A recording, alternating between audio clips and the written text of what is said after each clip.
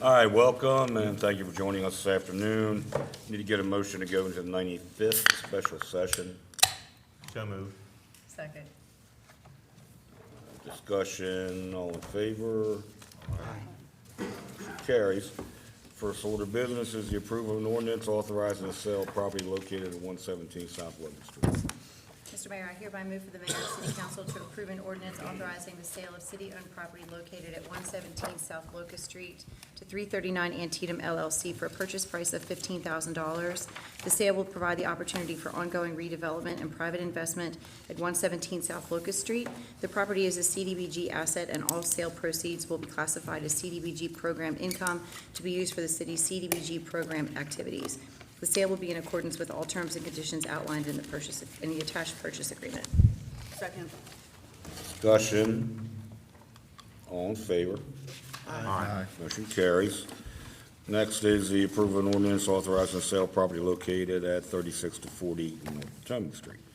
Mr. Mayor, I hereby move for mayor and city council to approve an ordinance authorizing the sale of city-owned property located at 3640 North Potomac Street to 339 Antietam LLC for a purchase price of $460,000. The sale will provide an opportunity for ongoing redevelopment and private investment at 3640 North Potomac Street. The property is a property management asset funded in part with CDBG monies, so an applicable portion of the sale proceeds will be returned to the CDBG fund. The sale will be in accordance with all terms and conditions outlined in the attached purchase agreement. Second. Discussion, all in favor? Aye. Opposed? Motion carries. All right, into the work session, 2020 census. It's almost time to be counted. Kathy Marr, Kim Buchanan, Jill Baker, Kinsler. Good afternoon. One. Oh, no, go ahead. Good. That's a start. Well, we're back. We've been spending the last year working with our city-county joint complete count committee to promote the census and figure out ways to ensure everyone gets counted. And so we have with us today Kim Buchanan, who is the chair of our joint complete count committee, and Jennifer Kinzer from Washington County Planning, and Jill Baker, sitting perched in the back from Washington County Planning, and of course, me, Kathy Marr, from the city's Planning and Code. And so we have a little video we wanted to show you from the census website that gives a brief synopsis about why the census and how quick it is and all those types of things. And then we turn over to Kim, and she's gonna give us a little update on what the committee has been doing and things to that effect. All right, Eric. Beginning in March, the U.S. Census Bureau will invite households across the country to participate in the 2020 census. But what is the census? Simply put, the census is a head count of every person living in the United States. To be sure the government represents the people, the U.S. Constitution requires a population count every 10 years. Ever since 1790, the census has determined the number of seats each state receives in the U.S. House of Representatives. It is, and always has been, a cornerstone of our democracy. We still use it to determine representation, but leaders also use the data to make decisions. Your response helps guide planning for the future of our communities. The 2020 census will help inform decisions on how billions of dollars are allocated annually for critical public services like roads, schools, hospitals and healthcare clinics, fire and emergency response services, and hundreds of other programs. In 2020, for the first time, you'll be able to complete the census online, by phone, or by mail. It asks a few simple questions, like how many people live in your home on April 1st, including their age and sex, and if there are any children living there. You should know that by law, all census responses are completely confidential, and your personal information cannot be shared with any law enforcement agencies. Every person counts, no matter who you are or where you live. So whether your family has participated for decades or the 2020 census will be your first, we all have a role in shaping the future of our country.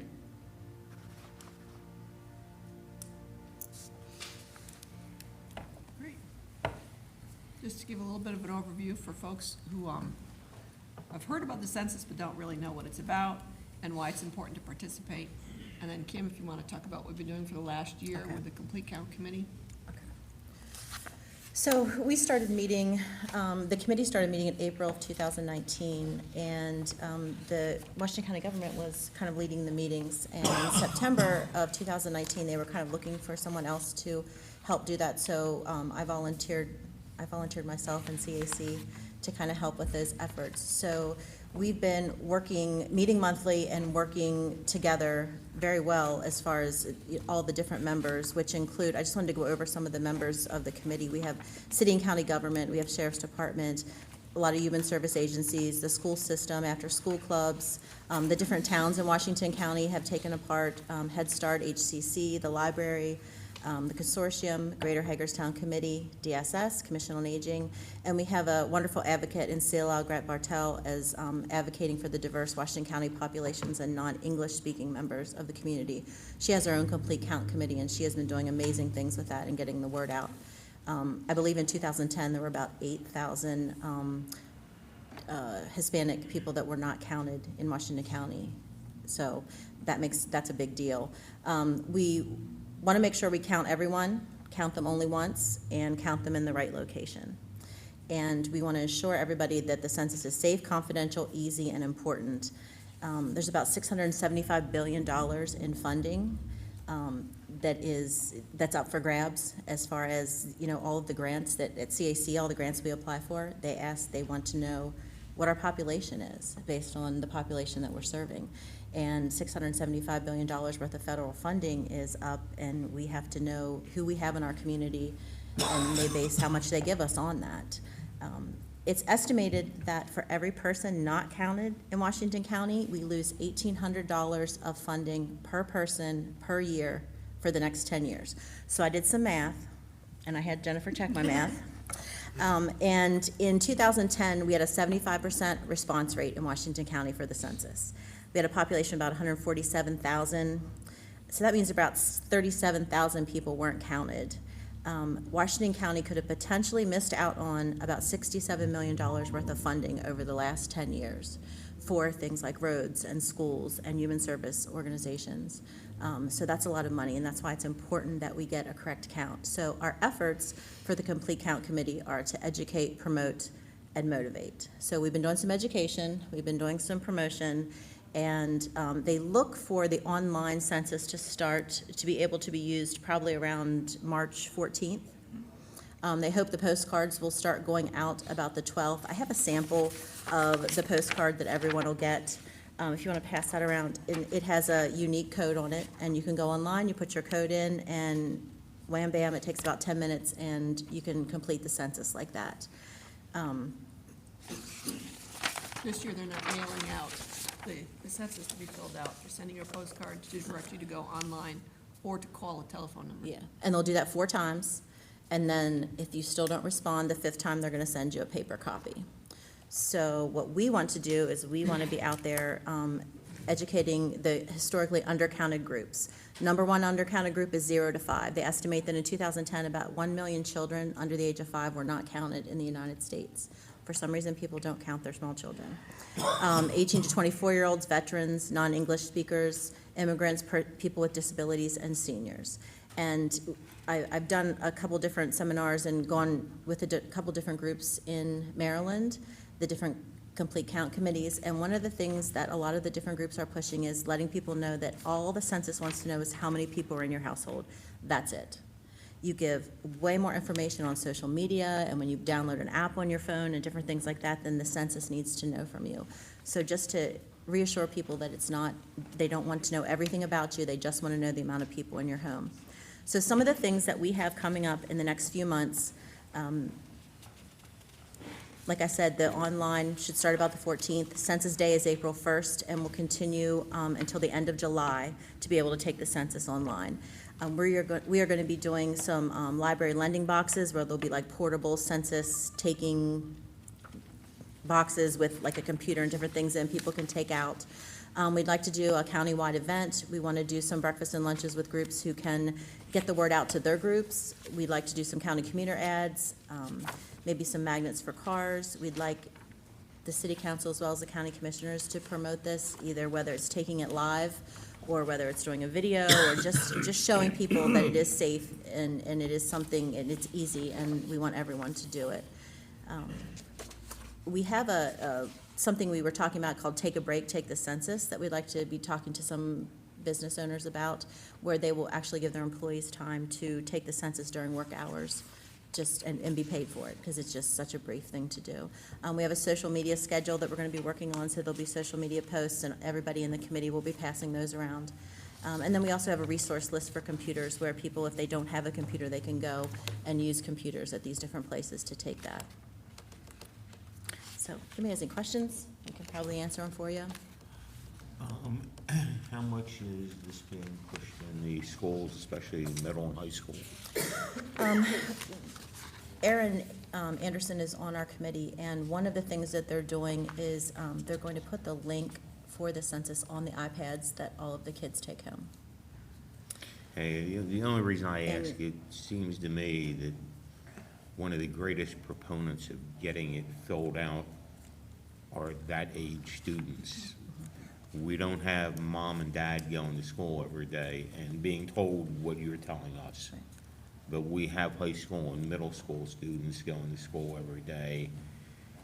And if we don't get that through to them, there's gonna be a lot of parents who don't get it through to them. And I would strongly suggest that we try that approach.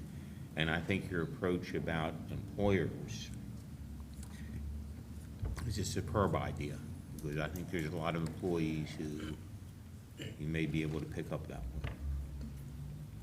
In the community college, they have their own complete count They committee. have their own complete count committee at HCC. They've had recruiters set up for months I have no offering doubt jobs. there, right. And they are really pushing it there, so. Can you give me the numbers again from 2010 of how many were and how So many we were had not 75% response rate in Washington County with a population of about 147,000, and that's about 37,000 that weren't counted, which equates to about $67 million in funding. That's $1,800 a person per year For 10 years. for 10 years. I have one more dumb question. I find it fascinating when we have this count and you're able to tell us how many people weren't counted. Where do you get that statistic from?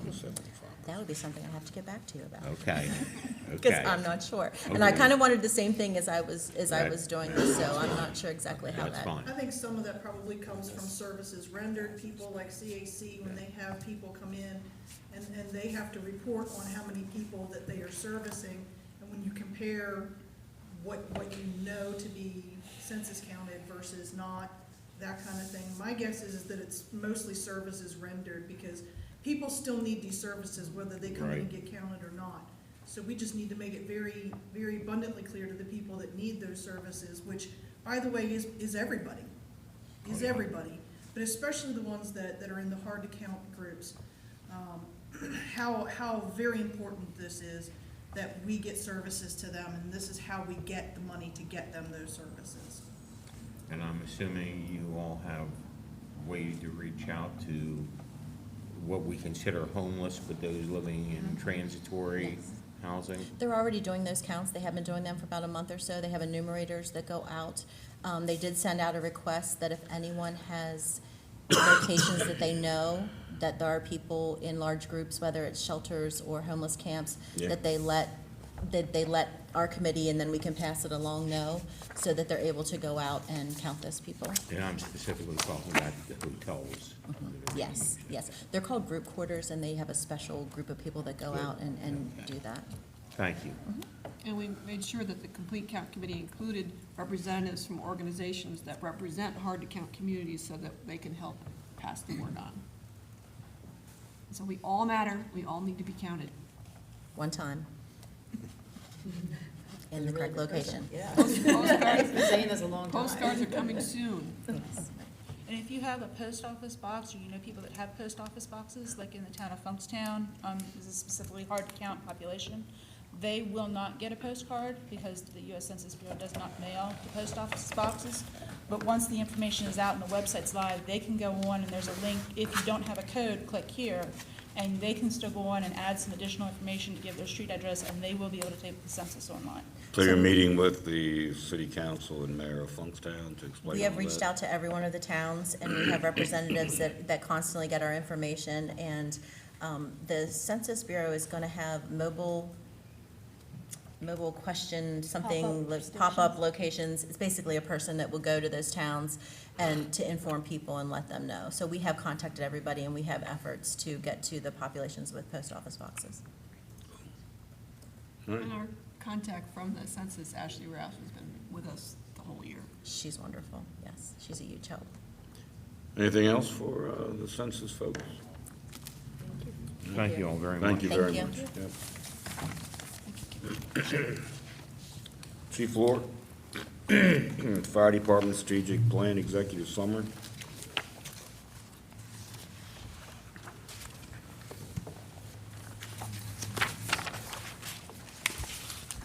Gentlemen?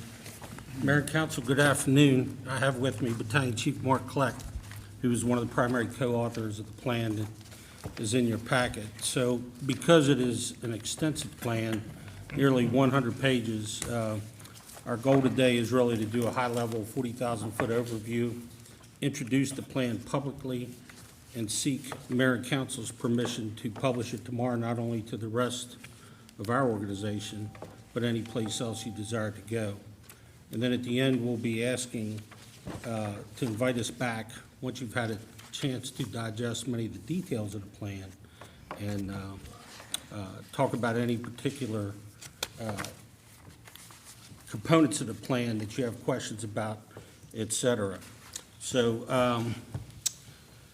I suppose in the form of an executive summary, we tried to identify the maintenance of effort initiatives that we've accomplished to date, and they're extensive. You know, the fire service everywhere, not just locally, is a little bit unique, and they like to live on emotion, and, you know, what I call I think, I feel.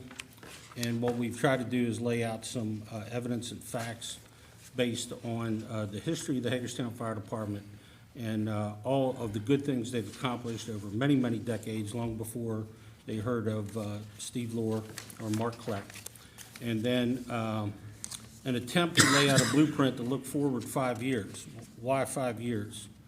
5 years corresponds with the CIP goals of the city of Hagerstown. And one of the things that we've kind of come up against an obstacle, there's nothing wrong with it, it's just different than what we do with the county. Theirs is a 10-year CIP plan. So we thought that any plan for the city should follow the 5-year project. Our goal is that we would look at this every year at budget time moving forward, which we do anyhow for the administrator and staff. And then every 5 years, this thing would get a rewrite. So nonetheless, I believe Donna shared the entire document with you, which is almost 100 pages.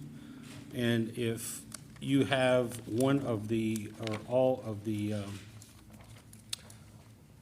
strategic goals in this format in the back of that plan, there's 17 of those. The blue is the strategic goal. The green are specific recommendations, of which there's nearly 100. And then outcomes, owner, recommended time frame, and what we believe either to be a maintenance effort cost or new costs moving forward. All subject to your approval, of course, and further direction moving forward. So a little bit of history. Actually, we started our strategic planning process in 2014. Chief Dietrich and then City Administrator Zimmerman had asked us to conduct a strategic plan for the Hagerstown Fire Department. We got that wrapped up and in draft form about May of 2015, at which point we had a change in the City Administrator and we welcomed a new fire chief. What that did for Chief Lohr was really give him a blueprint of where we were at then, and gave him something to work on. So the SWOT analysis from that strategic plan is included in the full document for this plan as Appendix A. You'll see many of the same themes there that we have in our current plan. So all of these things are still relevant and still show, value to the citizens. This plan talks about a lot of the accomplishments, addressing those issues over the past 5 years. What we have done is we've dug deeper into our risk assessment to look at an all hazards mission and deployment expectations to meet the mission of the city and the city fire department. We utilized the ISO survey, which was done for us most recently about 2017. We have a public protection classification rating of 3. As we move forward, we're trying to get that to 2. The lower number, the better. We've continued with our community risk reduction with the concept of preventing the 911 call. We have the fire marshal's office listed here. They've been, as a small section of our department, very critical in helping with community risk reduction, in prevention, code enforcement, et cetera. And in the last 5 years, we've managed to go through and update all of our policies and procedures and our SOG manual to the tune of about 82 actual policies and about 200 pages to get those up to speed, and we're going to continue to do that on a 3-year cycle. So one of the first things we looked at, of course, was what are the demands on the department, specifically incident demands. And we have a good 5-year history in the strategic plan for you to review with some graphical analysis there. There's 2 things that drive how fire departments prepare for whatever demand is put in front of them. National Fire Protection Association Standard 1710 for the organization and deployment of fire suppression operations, emergency medical operations, and special operations of public by career fire departments. We are primarily a career fire department. We have a strong volunteer component, at least at one location, and there is much written here about how we recommend how to prop that up moving forward and try to glean as much continued volunteer support as we can get.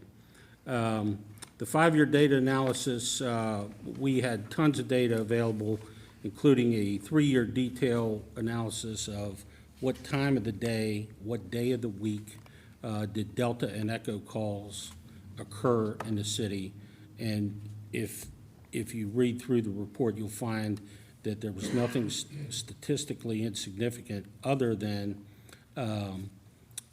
if you had to pick a 12-hour window, it would be about 9 o'clock in the morning till 10 o'clock at night, which there's slightly higher percentage of calls during those days. And the reason fire departments look at that is there any value in a peak demand unit? In other words, a 12-hour unit rather than a 24-hour unit. Given our staffing levels, that's very difficult to achieve, but it is accounted for in the plan. I wanted you to have confidence that we took a look at that. There's some new ideas about distribution and deployment of resources. And, one of the things in a city like this, a gridded city, is we essentially have a downtown center core, and we have 4 neighborhoods, north, south, east, and west. So it lays out very nicely for the traditional 5-engine model that we've talked about here before. And if money were not a factor, I would be the first to stand up and champion the 5-engine model. Regrettably, money is a factor, and it looks like it's going to be a factor for as far into the future as we could see, certainly through this plan. So if we have the resources in the right place, we could certainly live on 4 engines and 2 aerial ladders. And we presented you different options in the plan, but that's one of them. We would ask you to take a hard look at that. Many references about maintenance effort. Like I said, you've been very gracious. As a mayor and council in my tenure here, we have slain some big dragons. One of them is our fleet. The other is correcting the staffing problem in the fire marshal's office. And I would have to echo what Chief Kleck said. We heard it this morning with the projects like the Maryland Theater, et cetera, et cetera. Doug DeHaven and his staff have just been phenomenal, and they continue to do tremendous work to prevent the 911 call. And that's the kind of thing you can't put on a statistic. We don't know when we're successful with installing smoke detectors, with making sure that door hardware closes, that all of the exits are in place for our citizens to get out of the building, but they do, and they are busy full-time doing that. Beginning July 1st, we'll be able to expand those hours to 6 days, 6 evenings a week. And I'm really proud of that. I think it's, the citizens are the clear winners there. So when Chief Lure came to the fire department, he gave us a saying that we like to quote. Fire department needs 3 things: people, facilities, and stuff to run. So I'm going to start off talking about the stuff. His first day here, actually before he took over, he came in early one morning and we sat in the office around one computer that 7 of us had to share. And our IT infrastructure at the time was non-existent. We had really no city-owned computers in the work sites and the fire stations, other than what was provided by the volunteer companies. And a lot of guys just brought their own laptops. So what we've been able to do is get IT drops to all city work sites for the fire department, city computers, city-owned hardware, get IT built up in our office, mobile data terminals in all our apparatus, hardwire station alerting backups. One of the issues we had with the new county system over the past few years was actually missed alerting. So the hardwire backup and the IT infrastructure supported that. We've been able to identify more training opportunities and increase the frequency and scope of our training. We train daily in the department. We train weekly with Washington County Special Operations that are housed here in the city as well, and also at least quarterly with our mutual aid partners surrounding the city. We have a joint labor management health and wellness committee that I sit on. We review health and safety issues in the fire department, accidents, and look at ways that we can prevent that and address some greater health and wellness issues that we see in the fire service at our department level. As the chief said, we've made some great strides with vehicles and equipment. We had ordered 2 ladder trucks prior to his appointment that we had delivered after his tenure began to replace 2 aging vehicles. And we were able to secure a multi-year contract for our pumper replacement with a limited increase over the next several years. We were also able to consolidate 2 city fire stations, 2 city-owned fire stations into one, which relocated the ladder truck from 21 West Franklin Street to 100 Eastern Boulevard at Station 3, which made for a better deployment model for our resources. But we still have a number of facility challenges, as out of the 6 facilities, we only own 2. So our next global approach in the report is, of course, is staffing, and it remains one of the biggest challenges for the Hagerstown Fire Department. We provided you a full analysis of NFPA 17. That's a standard that's updated every 3 or 4 years. The original version of this plan had the 2016 recommended practices in it. We've updated it to the 2020 standard, which just literally hit the street. And you'll see those. So we are short by both measures, not significantly. We've taken other actions to make sure that we meet the concept known in our business as an effective response force. So we have a contractual requirement with labor to have 15 people on duty every day. We also have a battalion chief shift commander, which provides 16.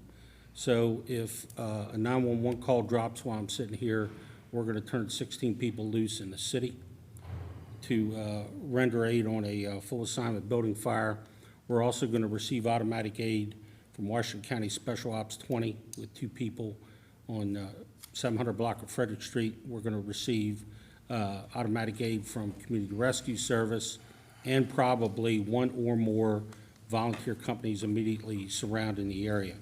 So one of the things I don't want you to be startled by, NFPA 17 recommends, a effective response force of 40 firefighters for a high-rise building fire. Do we have high-rises in the city of Hagerstown? Yes, we do.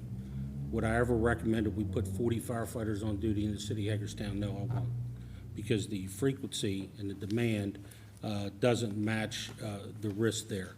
However, I strongly believe that we should be able to be fully prepared for a strip shopping center, a garden apartment, a row of townhomes, the kind of things that we have in what I classify as 2, 3, or 4-story wood frame or brick walk-ups with open stairwells, no sprinklers, et cetera. And that has to put us in that area of 27 to 28 people in an effective response force. We're a little bit short. But nonetheless, once again, some more options there.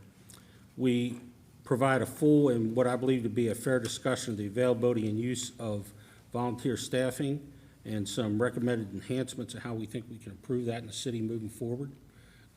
It's no secret to anybody at this table, the county is struggling with the same issue. Volunteerism in our business is under pressure nationwide. It's just the way it is in the year 2020. I think we need to celebrate and congratulate the volunteers for all they've done for the city over the years and what they continue to do as they're available to do it. But the truth is, we just can't rely on that deployment model anymore. Finally, we provide you our detailed career staffing matrix and how we get to 24 people on a shift to guarantee 16. That's pretty complex stuff, worthy of additional conversation.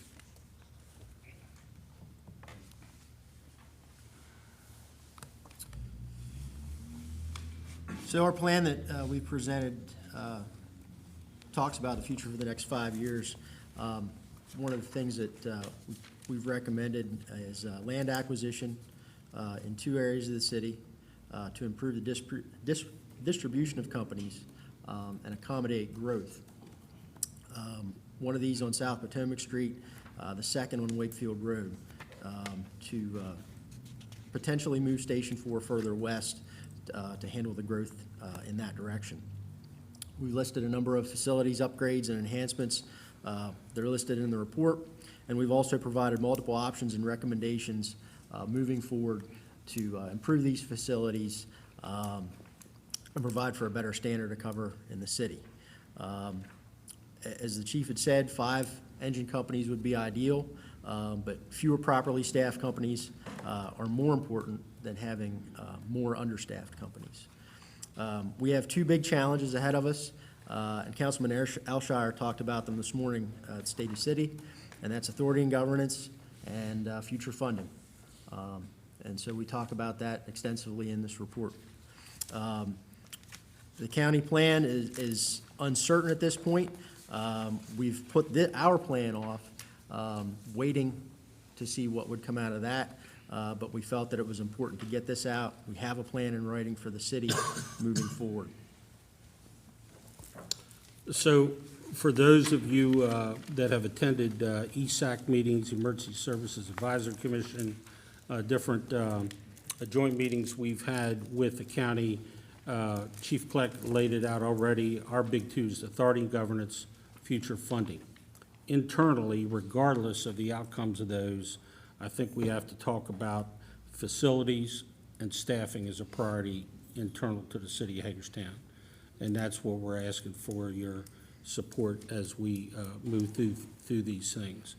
So we certainly welcome some additional feedback from each of you, and even though we're prepared to answer any questions you have today, what we provided at the end of the strategic goals is a template that's simply a blank sheet.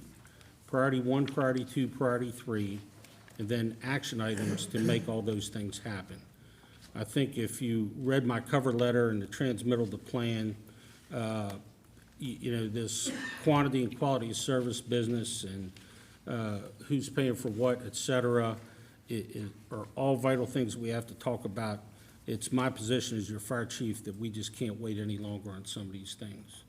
And because we can't, we just have to have action items that we can press forward with. And I certainly understand, I hope I have enough history with each of you that we don't spend money we don't have. I think Michelle will support that. Scott and Valerie would have supported that. We don't tend to do that, but we need more than what we have to make this thing work moving forward and keep our citizens safe. So that's our template. The time frame we're going to put into your court this evening and ask for a respectable amount of time for you to sit down and digest what we've presented. We would like your permission to release the document publicly tomorrow through Donna to anybody that wants a copy of it, and including our own staff and members. And then we'd be happy to come back whenever you're ready for us. And hopefully that won't be too long. Questions? I mean, I have a couple of brief questions, and I don't really know if they're questions directly associated with the items within the document, as much as they are maybe some questions of a directional nature, because I see the goals and the associated recommendations, and I mean, I kind of looked at them and sort of tried to differentiate them between items that would largely be accomplished and maybe only accomplished in this setting, and then operational items that can and should clearly be accomplished in your departmental operational setting. You know, you have your political items and you have your operational items, and I realize some of them intermix, but they're, when you look at these, they're clearly, you know, you can kind of put them in those groups. And beyond that, trying to figure out, one, how to prioritize them in a manner that you are able to bite them off, if you will, you know, as you're able, and even beyond that, you know, which ones to sort of take a bite of first that are the biggest bang for the buck in terms of being able to return those resources of efficiency back into the department. And so that for me, I guess, is in our future discussions, what I would like to be able to wrap my brain around is to be able to say, okay, you know, where does the city and the department make out, so to speak, on some of these items, you know, whether they're efficiency oriented or what have you. And you know, there's obviously going to be a prioritized order of those in the politics of the ones that are of that nature, and in the operations of those of that nature. And I don't see it largely much differently than you know, back in 2008 when I visited all of the various county companies. I mean, it's just sort of a smaller version of that larger issue. It just, we're sort of, you know, a few steps ahead of, you know, of our counterpart in that regard. Well, in an attempt to answer your question, Councilmember, I would say Chief Kleck and I spent a lot of time on risk assessment in this report, and any of you that looked at that, you would see that. And then more importantly, derived from that risk assessment is what's known in the business as a standard of cover. And I think one of the things that we just have to recognize and accept is that in a city like Hagerstown or any town USA that's populated the same, over the same square miles with the same building stock, we have to have a different standard of cover and a different expectation than they do in Sharpsburg, Maryland, Clear Spring, Maryland, or any place else. And, you know, so that's step one. If we agree there, then I think your question is absolutely fair. Can we go back now and take those strategic recommendations and organize them in a fashion, well, Mayor and Council, this is what we believe we have and can continue to tackle internally without additional political will, political help, et cetera. We're happy to do that, and I think we could do that in a short period of time. But honestly, to your point, Kristen, you're right up against the same problem that we had preparedness plan. What can we do without some of these other things being in place? And it's not for lack of effort on anybody's part in my tenure here, political, administrative, or department-wide. It's just the system and the way it is. So I am hopeful. We've had a change in leadership at the County Association, and some things are changing there. It's obvious that the county commissioners are talking more about this, and We just haven't seen the final result of whatever their effort to help prop up that end of the system is going to be. It's one of the reasons this plan was deferred as long as it has been, but we were at the point where we don't think we can wait much longer. So we will continue to cooperate at every avenue we can with the county, but when you get into these funding and governance conversations, I know what it is at my level. I can't imagine what it is at your level. It's just fussy.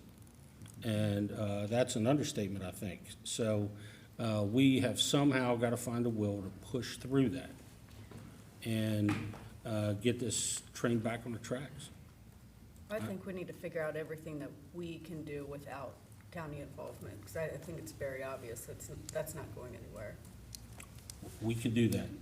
We attempted to do that. The report is pretty wordy. Most of the maintenance effort stuff, what I would say is, we've tackled everything internally probably except facilities and staffing. And I would say, Chief, there was a time long ago, long before you were here, and I think before your predecessor, that the big argument was we need to have more than one person on a piece of equipment. And I still commend the department for having fire ops, because once going through fire ops, I understood at that time that the department was right. It was unconscionable to send any individual firefighter to a fire by themselves, to stand out front when somebody might be inside, having that rock and a hard place situation. Do I go in when I shouldn't, or do I sit out here and have people wonder why I won't go in? And I think the big issue that you have, I've read all of your recommendations, and, I only see a couple that even appear to be controversial in nature. And I think the elephant is what you're saying, is facilities.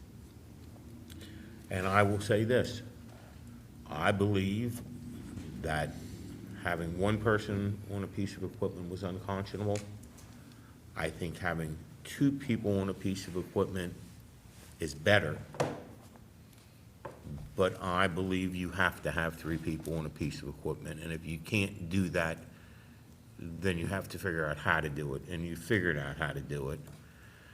And I also understand this desire for things not to change. But we've changed so dramatically. All I gotta do is go out to the west end of Hagerstown and go out to the east end of Hagerstown and think, how can people say we shouldn't change when our whole coverage area is changing?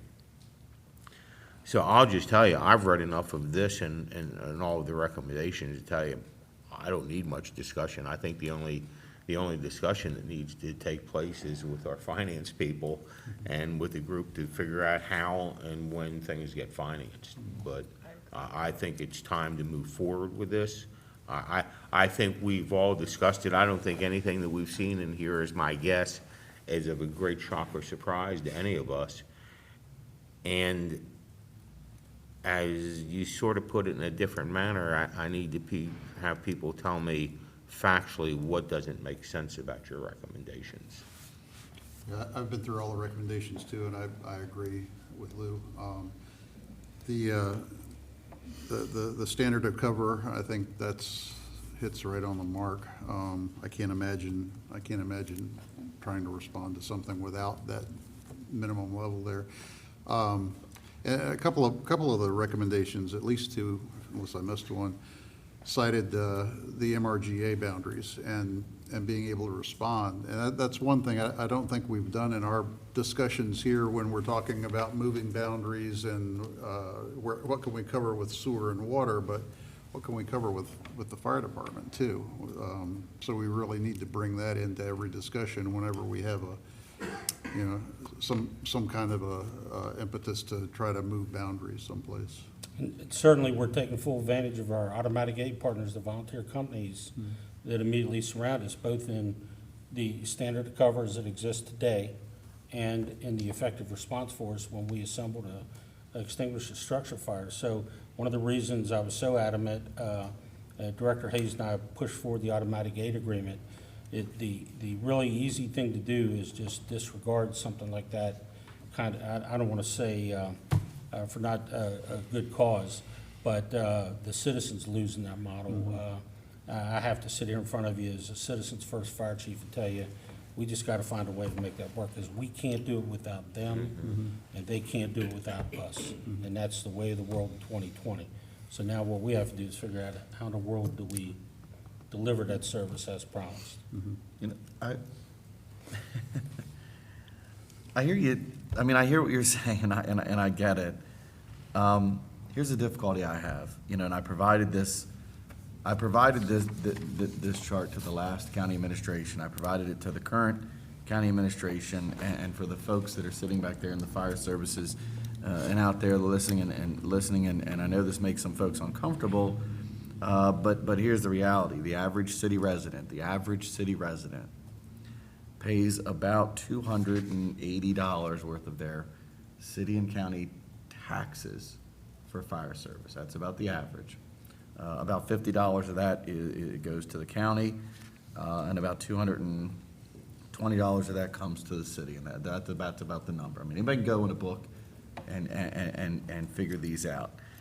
And if you take that amount on a per capita basis and look what the volunteer system is provided then back, those stations that exist within the city, on a per capita basis, it's about $6.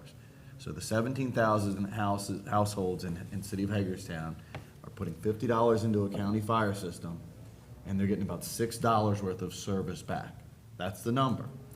And if you extrapolate that number, what you're basically losing per household means that the citizens that live in the houses within the city of Hagerstown are putting about $850,000 more into a county fire system than the roughly $230,000 back that it's getting from the county, okay? And if you then add in the $400,000 that only the city of Hagerstown citizens pay into the 911 system, we lose about $1.2 million, actually about 1.28. You subtract the 230 that we're getting, and it's about $1.2 million or $1.02 million that basically the households within the city are putting into a system that they're not getting, you know what I mean, in comparable service delivery.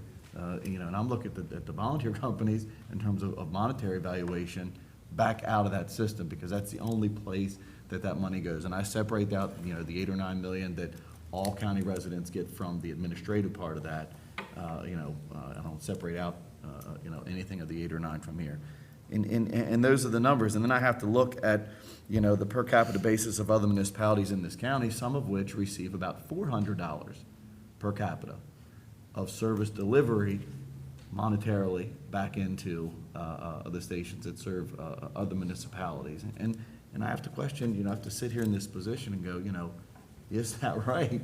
And I look at how we struggle, number one, to be able to, you know, provide that level of delivery service at a paid level and a volunteer level, you know, that I have heard in the past say, that's more than, you know, what's necessary. And I think we all agree at this point, we're at less across the board than what's necessary.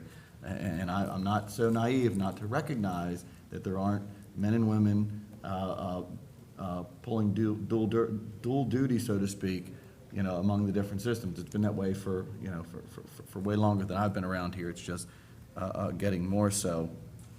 And I think that we have to figure out, at minimum, how we're at least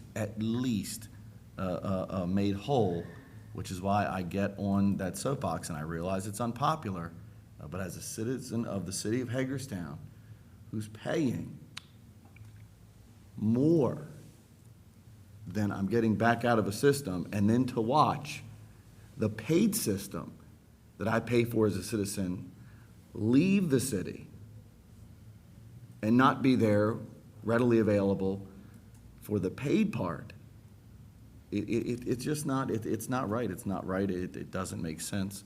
And it has to be addressed and corrected. How much longer do we have to wait for it to I don't know. I don't know. I'm just, Administration. I mean, I just get to look, I just look at the numbers. I mean, the numbers are what they are. You know, anybody can go in the budgets and the demographics and, you know, you can Google the information. It's readily available. You just gotta crunch But it why, and see. That- why that would they chart's fix in the it? What plan. incentive do they have to fix it? They don't have one. I don't, Fairness and equity, and ultimately, listen, the bottom line is, it's gonna break. And we have to do what we can do in working with our chief to make sure that what doesn't break is the city fire department. Right. The way that the county is finally going to get resolved is unfortunately when we have a catastrophe. That's when it's going to get resolved. The only thing that we can do to resolve it really has to do with the mutual aid piece of it, Right. right? That's And all we can- negotiations with the county. Negotiations, Yeah, but that's failure it. of those negotiations, the only thing we have to work with is the mutual aid piece. Right. We just stop going. But we Which I said, I can't, mean, but we can't stop yelling. I know, nobody, mean, and I we wouldn't talk ask about the anybody on the call to do MGRA, that. and we talk about the airport area, and we talk about Malginsville and 27. I mean, the only way we could ever conceive of stopping to go on mutual aid is to hire a whole bunch more firefighters and more equipment. So we didn't need them to come in. But that's the catastrophe that would happen if we decided. It would be whose catastrophe is first, and then you can't tell a firefighter any more than you can tell an emergency medical technician, oh no, that's across the border, you aren't going to go there and help those people. That's what these people are paid to do, whether it's EMS, firefighters, or police officers, and obviously us too. None of us, we want to do it, but you can't do that because of what the chief said. They can't live without us, but we can't live without them. And when it comes to those calls coming in, there's a wonderful relationship. I mean, nobody ever says, we're not coming, or we'll be slow on the draw. And it goes well beyond just our county. It goes to Pennsylvania, West Virginia, and Virginia. So in the throes of that report, you know, there's multiple recommendations for facilities. And then what we would like to do is bring back a more detailed staffing plan if there is support for that. So clearly, the two highest priority internal issues, this year's budget is intensive, or almost set, I would assume. So we're not talking about before July 1, we're talking about after July 1. But I think if you all focus on the facilities issues, maybe have us back to talk about one of those at a time or both of them at the same time at a work session, we'd be happy to do that. And we have a lot more data than we have in the report there about costs and those kind of things. And we're in a salary reopener with labor now, so I think it's all relevant. But I think if we could offer two things, it would be those two things that are kind of big nuts to crack that we just can't do by ourselves here. The rest of this stuff, I have complete faith in my department and the staff. We've come a long way in 5 years. I mean that.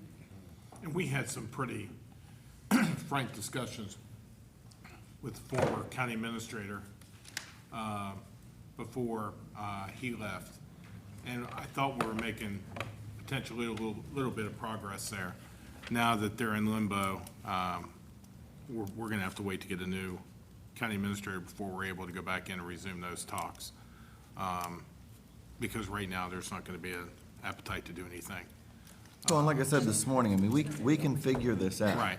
You know, it's not insurmountable. No, The city and county can figure out that path forward, but it is a big it's a political will. in the room. I want to transmit a little sense of urgency here about those two issues because I think it is urgent.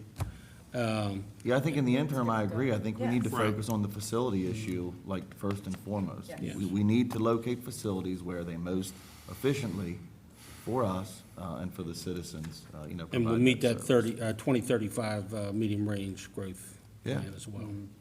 I think we all, I think you hear, we're ready to roll on this end. we have faith in you. Yeah, Thank you. and I concur with that. Yeah, Okay.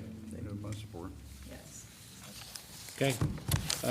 We'll try to get on the agenda with Donna, maybe within the month with, to talk about those two issues particularly.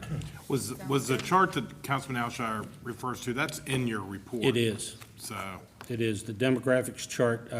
I hope we properly credited. I think we I was gonna credited say, as make mayor sure and it's in the council, footnotes or somewhere. and maybe not him specifically, so. I don't get credit for that. I've never disagreed with any of his conclusions, not one time. I think he's spot on, and it's not popular, but it's absolutely the truth. And as a city taxpayer, not as a city fire chief, I share the same frustration, and that frustration's rising, so. The chief asked us for permission to let this be published to everybody. I would. Oh, Yes. absolutely. Thank you, Chief. Thank you.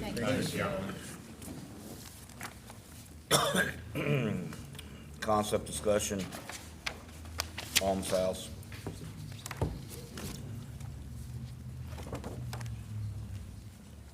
and while those guys are coming up, I think once you see the full strategic plan, the PDF, you will be amazed at the work not only Mark and the chief did on that plan, but also the entire fire department. It's a good read, and it's a very in-depth plan. I think we'll be able to do a lot of things with. Good afternoon. Afternoon. So So property, the city's now owned for about 16 years, and a property that's been discussed at this table probably multiple times during that period, the Alms House. In the course of our budget discussions and property management reviews with the Finance Department, Scott Nicewarner, just assessing that property again, now under city ownership for 16 years, vacant, according to our research, dating back roughly to the 1970s. Just some brainstorming and a concept came up about maybe looking at that property to serve a use for the community and maybe repurpose some of the existing structure for use by HPD.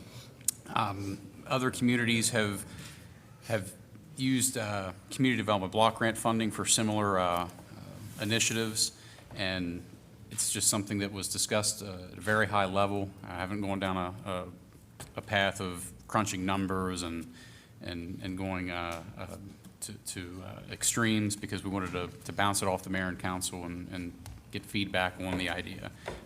And I don't know if Chief wants to maybe discuss a little bit about his thoughts from HPD's perspective on maybe how that could benefit the neighborhood. But again, just looking at the building sitting there, nothing's happened.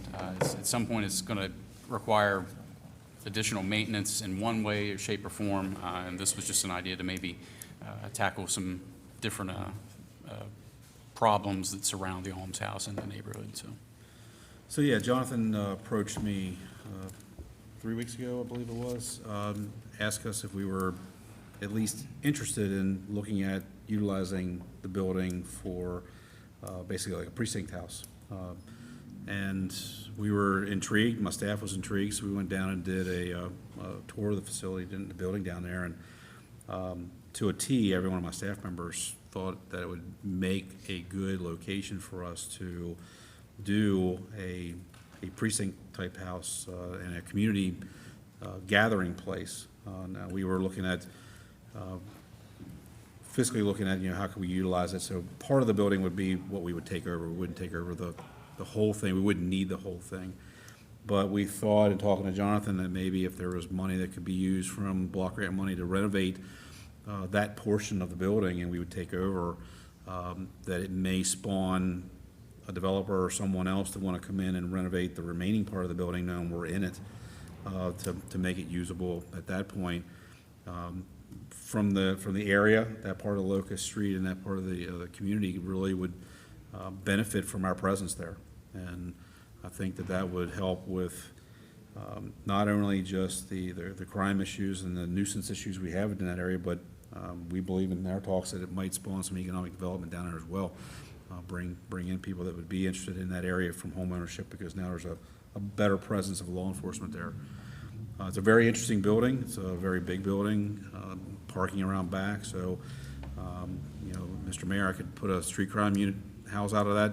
Once I get my team up, I could run a community resource officer out of that area, and we could use it for meeting places for the community as well. can run the camera program out of there. Like, there's a variety of different things my staff come up with that would make use of a big portion of that building if we could get it renovated properly. So, Jonathan, he came to me with the idea, we liked it, and if we can do it without too much pain for taxpayers to renovate it, the building's sitting there with no purpose and no use right now. So we thought maybe that even if we only occupy it for a time, somebody else may want to come in once it's kind of renovated and take it over and turn it into something a little different, so. I think it's a fantastic. Well, you know I'm in. Mayor, I think it's a fantastic idea. I don't mean to complicate things at all, because I think that's a great idea, and I fully support it. Just out of a little bit of curiosity, did anybody ever consider doing, instead of at the Alms House, could it be done at the Fairgrounds Gatekeeper's House? I mean, when I see the price here, I don't know, and I don't know if that, A, would be as effective for what you're trying to get done, because that's the most important thing, is effectiveness. And B, I don't know if for that price range you could do anything to the Gatekeeper's House. But it was just a thought process. We actually talked about that as a You answered second the- you option of answered the looking at question. if it didn't work out money-wise until he starts looking at what that's really gonna cost. Well, I fully support whichever way you want to go, Chief. I think it's a superb Well, I think idea. it's a good way to go for the future too, to kind of disperse the force, to have more presence, more locally. As you said, I think it will spur economic development, because I think people looking at houses in that area as possible renovation targets and places to live, that would go a long way to improving the desirability of doing that. We had a lot of people paying attention to us when we were down there that day, so. That's great. Scott was there. We had a lot of people wondering why there was cops everywhere Yeah. in front of the Alms House, so. The big difference between them is obviously, and I've been in both, you know, the Alms House, you could hole up in there for, you know, a Right. century. I mean, the walls are like a bank. But between that and the Gatekeeper's House, Alms House has water, sewer, electric, I mean, it has all of the Right. facility infrastructure already in it. I mean, the other one's like balsa wood. And adequate parking. Right, no, I don't disagree at all. It doesn't shock me that you all were already there and figured that out. And just for other considerations in the future, it always depends on where our block grant budget lands. I think block grant funding could be potentially looked at for the entrance building if there is a determined use. That's the key. With the HPD use, that could certainly be a possibility. No, It's I just a matter of understand. feasibility. Totally understand. So it's something that can be also explored with. But I think it is a perfect solution for all the reasons you mentioned, Chief. It'll do great economic development for that. Jonathan gets all the credit. It's his brainchild. He came to me. I simply took staff down and was anticipating some of my staff to look at me with, I got two heads, but they're all to a T, like, no, this is good. When can we move in? So it's, I got an excited crew of team guys that want to get in there if they can, so. Good. Some of it is tied to the property sales approved this evening. That will bring in some block grant funding. So we always have to be very considerable of timing and spending of that funding as soon as we can. So it just sort of happened. Emily has a question. Is it entirely going to be funded by CDBG funds? At this point, we haven't went down that road yet this far, because we didn't want to develop all these plans and then have the mayor and council not want to move forward, so.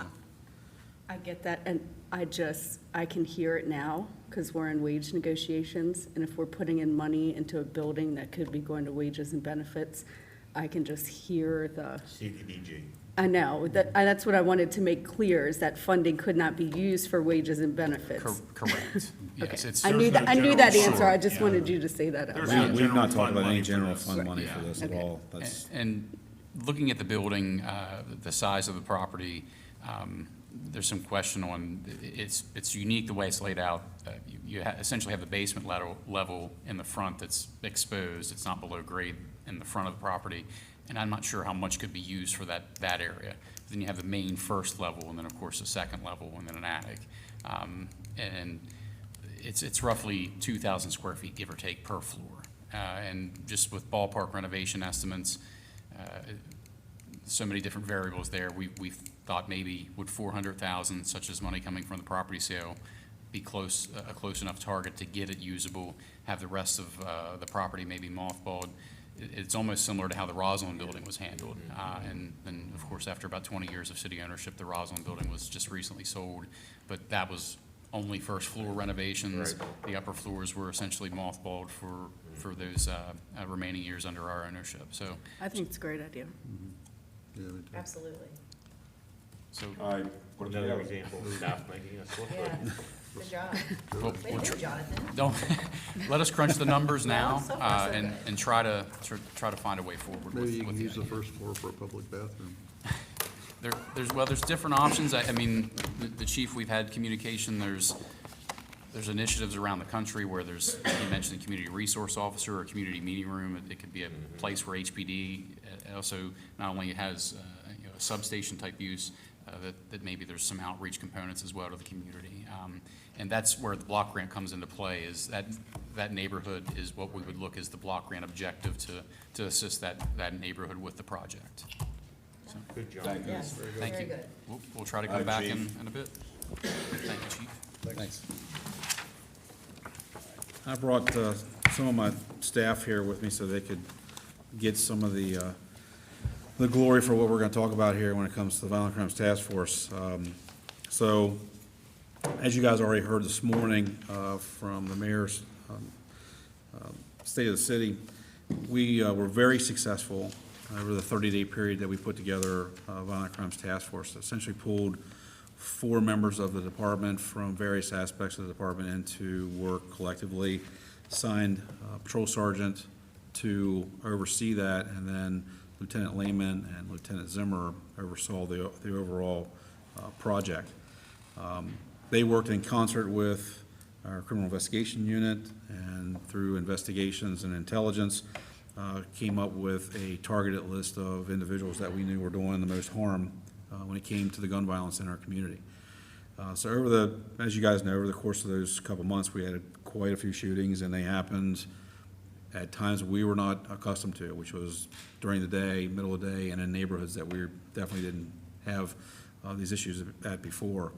So the team went out and they worked in partnership with the Maryland State Police, with our federal partners, with the county sheriff's office, and with some other agencies, Frederick and some others that helped us. And it really worked out well. We utilized our Maryland Criminal Intelligence Network grant funds to pay for all the overtime we spent on that. We spent well over $20,000 in overtime, none of which came from the general fund. We utilized that in a way that was, again, targeted, and from that we made 46 arrests. 22 of those were felonies, and we closed out quite a few of our shooting cases, one of which was the Johnson Street shooting, where we had 3 individuals shooting each other down there in 2 separate instances within a few minutes. All 3 have been arrested. All 3 are behind bars for that. We seized 7 guns, took in nearly $7,000 in seized money and contraband, and we wrote 10 search warrants, and we did 4 ping orders, GPS orders that we did to do some tracking. So the success of it was what we're seeing now, which is you're not seeing anything in the news. We're not seeing any radio calls coming out for shots fired calls. The intelligence that we've been getting through the continuing intelligence that we've been getting is that the word is on the street that you might want to go somewhere else. The street's hot. The cops are coming out here after you. So,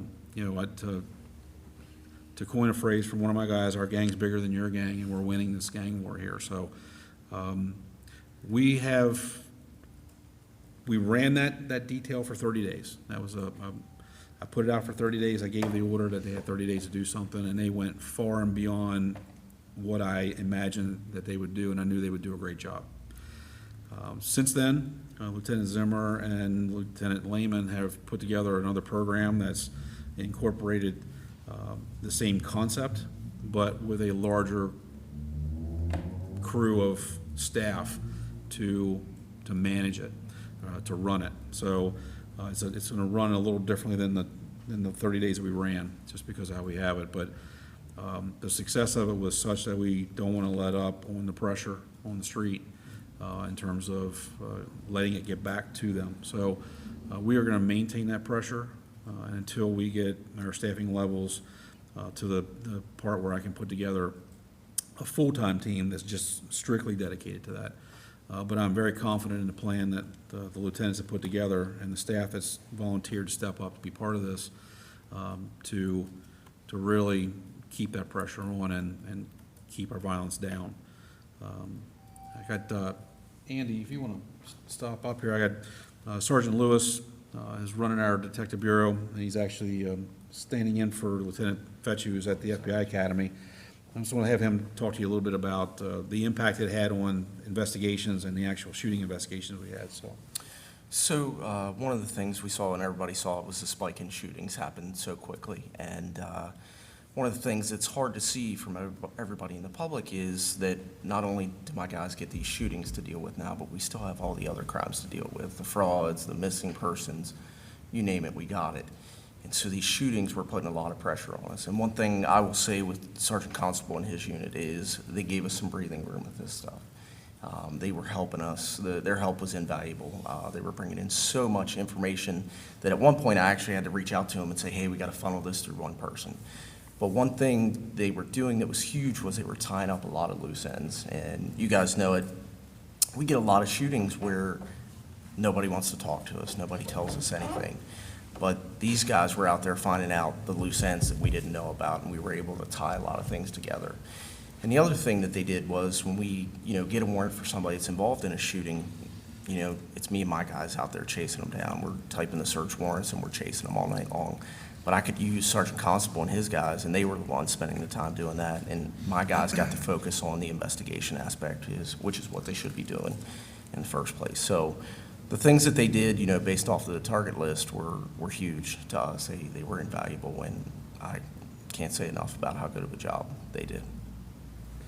So we've taken down quite a few really bad actors. And the last one we took down, the federal government's taken in the XL program. He was a big player that we know through intelligence in Frederick area as well. So that was what we wanted. We wanted to send that message. You're not going to come here. You're not going to do that kind of activity and cause that kind of violence in our community without some consequences. And partnering with the Maryland State Police gang unit and their drug unit, and partnering with the Sheriff's Office to come in and help, and working with the federal agencies does exactly what we wanted to do. This gentleman's going to be going away to federal prison for quite a long time, and trust me, they don't want to do federal prison. They don't get to stay locally to see their families. They get sent somewhere out Midwest. So I just was on the phone today with the Maryland State Police, my counterpart over at the barracks, and there's some additional details that they have spun up that they're going to come in. They asked if they could come over and do some things and partner with us. So I have agencies that are not the Hagerstown Police Department asking to come and deal with the issues that are strictly here in Washington County, but tightly knitted to the city of Hagerstown because it's what they want to do. And we've been able to build through Andy and the lieutenants and the captains and the people that we've made friends with in other agencies that are willing to step up and come in here and come and play in our backyard, so to speak. And they do it voluntarily. We didn't ask them to do this one. They come in and helped us over the 30 days, but they're coming back. They're going to come back up here this month. So you're going to probably see that over the course of the rest of this summer and this year is that they're going to come in here and help us, and we'll go help them if they need it. I told the sheriff if it moves into the county, we will chase them until we chase them out of the state. Let them be somebody else's problem. But the guys have done a great job. The investigators, the command staff, and the Violent Crimes Task Force guys just did a fantastic job. Again, can't say enough that they went above and beyond what I thought they would have accomplished in a 30-day period. So I'm very, very, very proud of them. So. That's fantastic. Congratulations. I mean, yeah, excellent work. Sorry I stole your thunder. You didn't steal it. You didn't steal it. They needed to hear that. That was I only hope that this headline is as loud and as often as all the negative ones were. I hope this good news spreads throughout the community. Well, it's, you know, this community and parts of this community don't deserve to have that kind of activity go on. I mean, people are outside their house, they want to enjoy their neighborhoods, and we just can't have it. We can't have, you know, bullets will go until they hit something. And in all the shootings we had, very few people got hit, and we were very lucky. The TV never shows where that bullet goes when it misses the person they're shooting at on the TV show. That bullet's going somewhere else. And the last thing we want is one of our guys to get shot, or a little 6-year-old girl, or a grandmother sitting on her porch, or someone sitting in their house watching TV, or just a passerby driving by in a car. And so we're going to do what we can to continue that. That's our focus. That's what I've told my guys when we do put together our details. Violence and the violent crimes is what we're going to focus on. And there's aspects that deal with drugs and other things too, but we're going to really focus on the violent crime and try to make sure we put that down as quick as we can and prevent it if we can through other programs and things we're doing. So, And it's important to note also that as much as you all take heat and took heat during that period when there was a spike in shootings, to know that HPD was not sitting there on their hands. They knew what was going on. They were investigating. They're never going to come out in social media or a setting like this and say, hey, by the way, we got another 25 guys that are now looking at this neighborhood, and totally blow any type of operation up. So thank you for your patience and the heat that you all took during that time, but just to commend again these guys for just a tremendous job, and we are working and we're very close, I think, to coming to a resolution on not only potentially the shift issues that we have that would allow the chief to put more of these type of task force in place, but also making sure that when we get staff and that we retain them and that we recruit the best candidates possible to be part of this force, because that's what this force deserves and that's what this force is, the best that you can find. So, And when you read those numbers, because you hear this sort of other side of it, and except for Lou, most of us sitting here, I don't think, have a keen awareness of sort of what happens after. But you clearly see that the public has an awareness of once that individual is caught and incarcerated, and then goes through the legal proceedings of the court, you know what I mean? The public clearly has an opinion about where we're at as a community, as a society on that subject.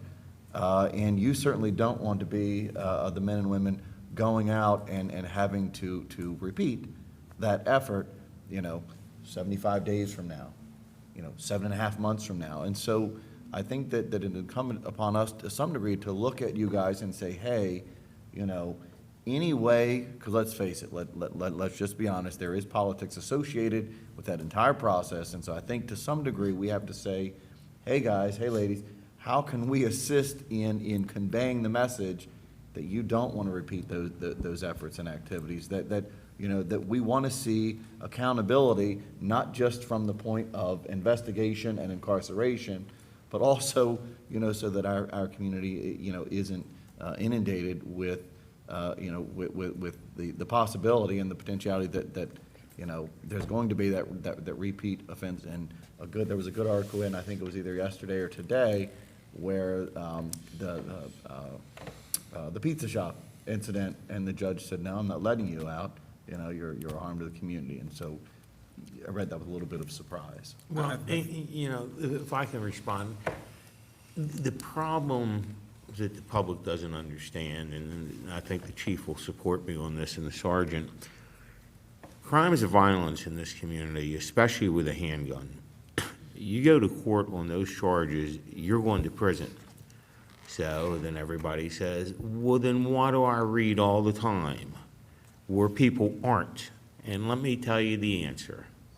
It's because the victims suddenly say, I ain't testifying, or the victims disappear.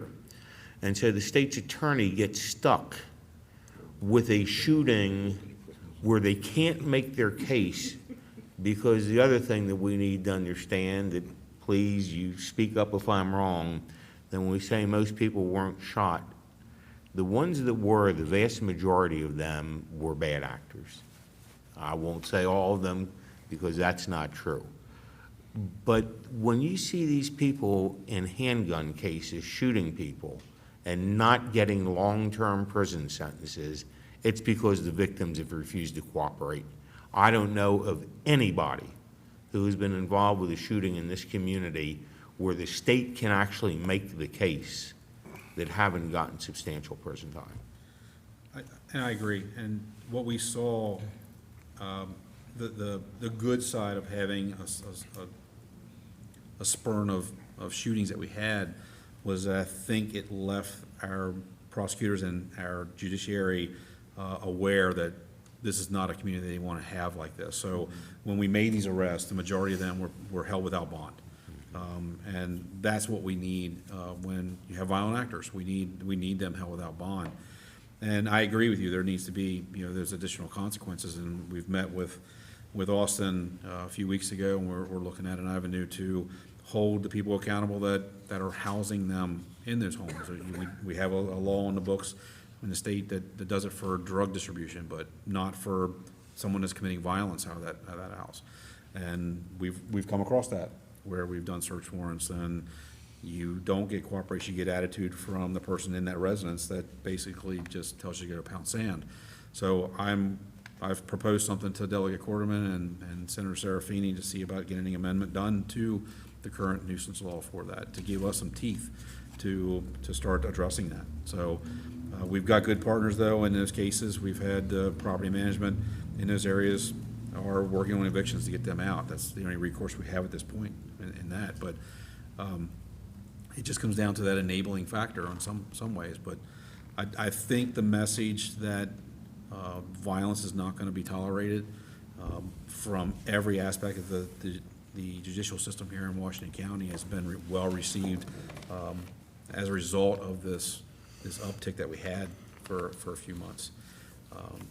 And we talk to them. We have meetings with them in different aspects as well, and we bring it up. So they work, they live, and they play here too, and they don't want to be walking or driving down the street and have a stray bullet, hit one of them or hit one of their family members. So I think the message is there. But, well, I agree with you, and Lou's very right. Most of those cases, if we lose them, it's because the case falls apart at no fault of ours.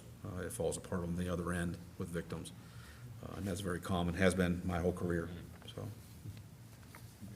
Yeah, you go see a client in the jail, and what you get told is, don't worry, there's not gonna be any witnesses testifying. Okay. Chief? Thank you, guys. Thank you very much. Thank you. Thank you. City Administrator? In the You've Got Mail segment of the show, we did receive a email looking for a letter of support for Delegate Quarterman regarding House Bill 1598, the hotel rental tax rate and distribution of revenue bill that is currently in the Rules and Executive Nominations Committee. You all received a copy of this bill a couple weeks ago, I think. Nothing has changed as far as where it sits or what it consists of. And he's looking for a letter of support that I would bring up to you all to see if you were willing to do that. I support the letter. Yeah. Yeah, I'm good with it. So, obviously, I'm gonna have a question. So the city is being asked to support the bill, but the last four that we were asked to support, it's because they had a hearing, right? They were in hearing, scheduled hearings, yes. Is this one in scheduled hearings? No, this one's still in the Rules Committee. So it's not even scheduled for a hearing, but we're providing a letter of support. The other question I would have in considering that is CVB has clearly made comment on this bill, right? I mean, everybody read it in the newspaper, and CVB said, our membership has not taken a position yet. That's a directly affected entity, all of its industry members. And it's my understanding they're set to meet here shortly. and determine what position they want to take. Now, that's the entity that's going to be most directly impacted. And for some background, I don't know, 30 to 40% of the hotels exist within the city of Hagerstown. Greater Hagerstown has obviously been involved in the process. That body has not been asked nor stated and submitted a letter of support. Chief, who is the receiving entity, I haven't seen a letter of support asked or provided or presented of Chief, and the county commissioners, which are the direct political body set to be impacted by a bill that isn't even at hearing yet, has not provided a letter of support or opposition or a position of that matter. And we have 8 other municipalities in this county, right, besides ourselves. This bill has nothing to do with the city of Hagerstown. I mean, it's you know, it's a funding of another political entity, of a member of private entities, none of which have participated in a position. You would think that if there is, and I just read the other day that it may be changed so it's more open, the county can direct monies to emergency services if it so chooses, under the you know, the changes in the parameters, which may then impact the other municipalities. I would think that if a letter of support was going to come from a municipal level that doesn't have any direct involvement with the bill of this nature, one, it would come at hearing stage like we've done for all the other ones. But secondly, that it would most rightly come from the Washington County MML chapter. That's just what I was gonna say. I mean, there's 9 towns. Just what I was Why only one municipality? I mean, Boonesboro is going to be affected. In fact, a good example is what I sent in my email. Boonesboro is probably the most directly affected because they're the ones with the ends where the people are $300. Now, you know what I mean? They stand to gain the most. We're the ones with the most, what I'll call less expensive hotels. You know, we'll be the ones most negatively impacted. I mean, a minimum, one, I would think the chapter would be the appropriate entity to provide the letter.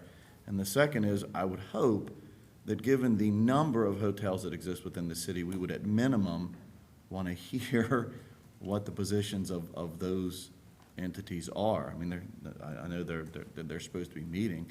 So that's my only 2 comments. It just seems odd to me that no other entity of all those other most directly involved entities are you know, being asked to put their stamp on it, just this body for some unknown reason.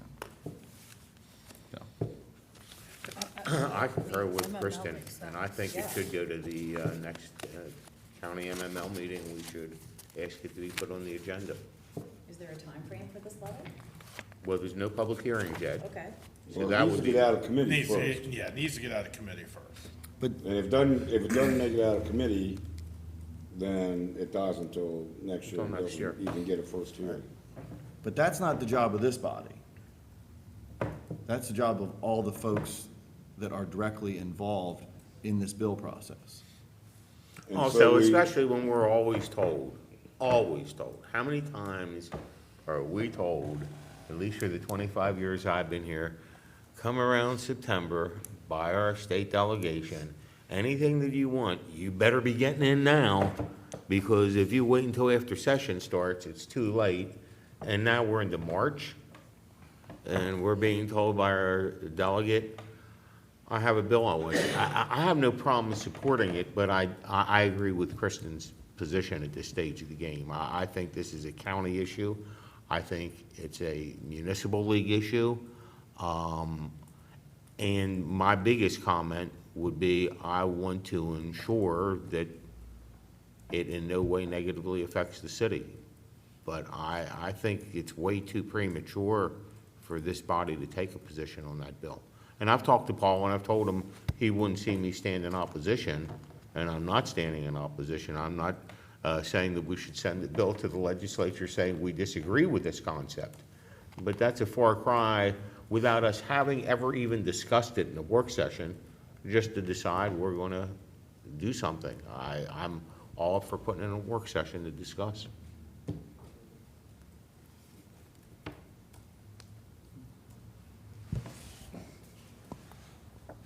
So there were two of you. So we, I mean, I agree with MML. I also agree with Lou. I'm not opposed to it, but you brought up a good point about CVB. I didn't realize CVB hadn't taken a stance on it, and they're the ones that are set to potentially lose or gain money too. In the hotel people. That's what they said in the paper, was our body hasn't discussed it yet, we haven't taken a position.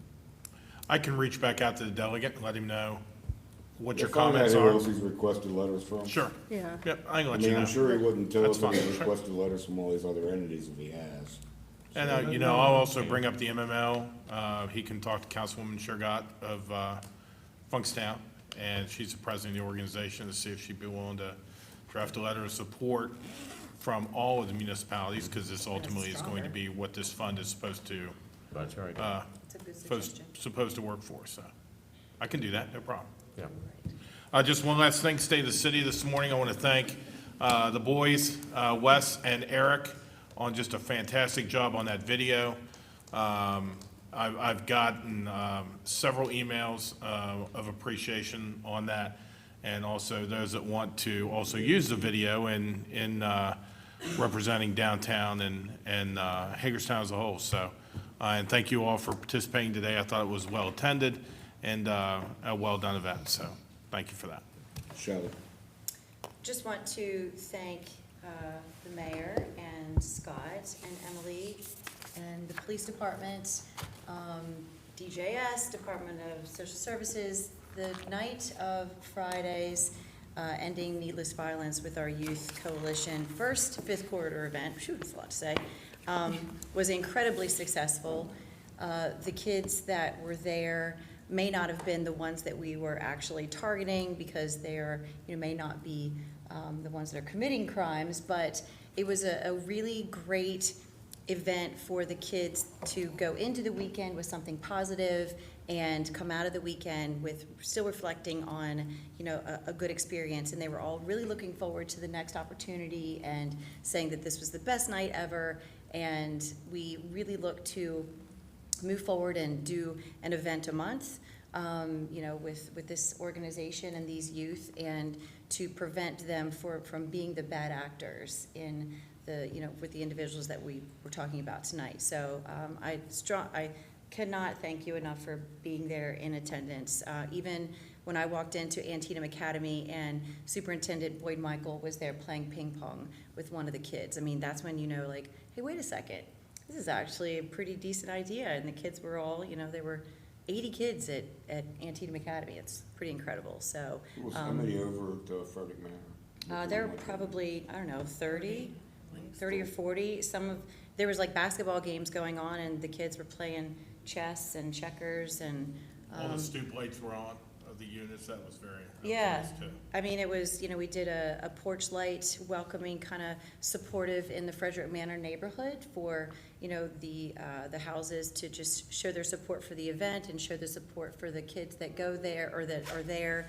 And there were just porch lights on everywhere throughout Frederick Manor. So it was a very successful event with a lot of community support and a lot of positive community feedback. And I hope to continue it. So thank you again for coming. Thank you.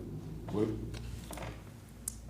We started about 7 a.m. today, and what I know we've all seen throughout today, whether it be Scott or Wes and Eric, or our two chiefs tonight, Jonathan, Kathy, but we got quite a staff that continuously makes the five of us look pretty good. And they even made you look pretty good today, Mayor, too. So, that's a good job to make all of us look good. And I just want to thank everybody. I know I just mentioned some people that were here today, but the staff in the city is so deep, from the department heads on down, that everybody shows that they're proud to be part of the city. And it's a very positive thing. And I just want to express that to all the staff. Thank you. Austin? Nothing tonight. Kristen?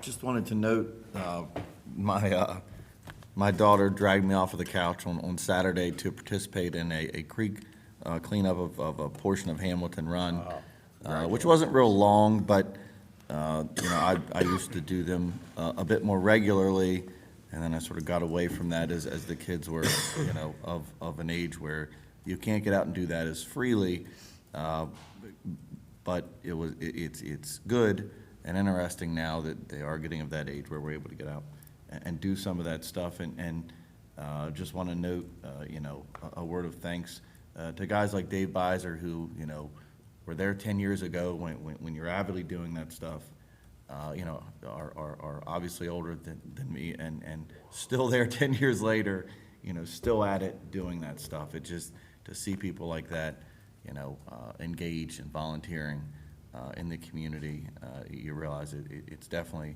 that's sort of those types of few people that keep a lot of things going, so. I'm just looking forward to seeing everyone tonight at 6. Bridge of Life Church. That's it. All right. Besides the State of the City video that Eric and Wes put together, I was able to enjoy their company today over at Jonathan Hager's school, elementary school, for If I Were Mayor. Great questions from, I think I counted like 57 students out of the 3 classes. Some of the questions were a little tough, like, what am I gonna do about China and coronavirus? I basically said, we just need to stop drinking Coronas, but I don't know, they didn't quite get that. But it was a very diverse questions today compared to what I'm used to. I'll put it to you that way. And it was good because we had some fun. Everybody laughed. We had a good time. So spent a long time there, longer than I anticipated, and signed a bunch of autographs. They're going on eBay for about $1 a piece.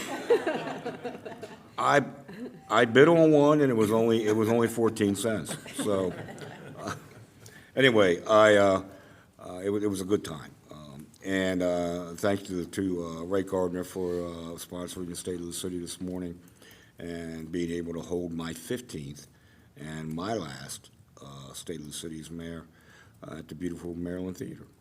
And it was only fitting. So hopefully everybody shows up over the Bridge of Life in the next 20 minutes. Other than that, then we're done, and we'll see you next Tuesday. Thanks.